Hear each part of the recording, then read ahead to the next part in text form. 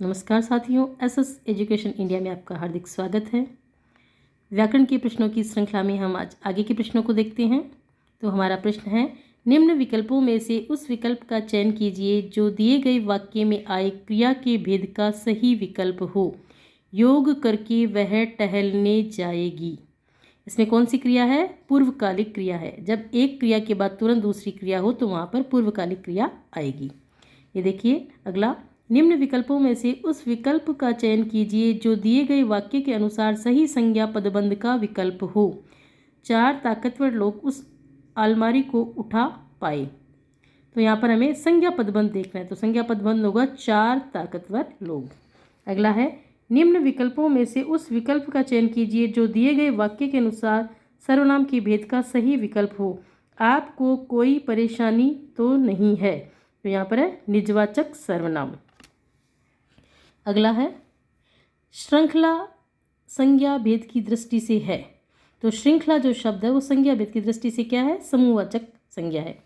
अगला है, निम्नलिखित में से क्या अविकारी शब्द का एक भेद नहीं है? तो इसमें अविकारी शब्द का भेद कौन सा नहीं है? विशेषण नहीं है, ये एक विकारी शब्द है। अगला, संज्ञा पदबंध बतलाने वाला वाक्य कौन सा है? तो ये है रात को पहरा देने वाला है। जो पदबंध संज्ञा की तरह काम करे वो संज्ञा पदबंध कहलाता है, तो है रात को पहरा देने वाला। अगला हमारा प्रश्न है, कहत नटत रीजत खिजत मिलत खिलत लजियात भरे भवन में करत है नैनन ही सो बात। उपर्युक्त दोहे में प्रयुक्त मुख्य क्रियापदों की संख्या बतलानी है। तो देखिए, कहत यानी कहना, नटत यानी नकारना, रीझत यानी रीझना, खिलत खिजत यानी खींचना, मिलत यानी मिलना, खिलत यानी खिलना, लज्जियात यानी लज्जाना। तो इसमें कुल कितने हो गए? 1 2 3 4 5 6 7। तो इसमें 7 क्रियापद है। अगला है, लड़की जाए यह वाक्य किस काल में है? तो यह है संभाव्य भविष्यत काल में। मोहन ने पढ़ा है यह वाक्य संदिग्ध भूतकाल में होता है। मोहन ने पढ़ा होगा। अगला है, जहाँ न पहुँचे रवि वहाँ पहुँचे कवि में कौन सा उपवाक्य है? तो ये क्रिया विशेषण उपवाक्य है। अगला है, निम्नांकित वाक्यों में क्रिया विशेषण युक्त वाक्य कौन सा है? तो क्रिया विशेषण युक्त वाक्य होगा लड़का रोते रोते घर पहुंचा। अगला है, वह पढ़ता तो पास होता। इस वाक्य में कौन सा काल है? निम्नलिखित विकल्पों में से सही विकल्प का चयन करना है। तो पढ़ता तो पास होता, तो इसमें कारण बताया गया है, तो यहाँ पर होगा हेतु हेतुमत भूत।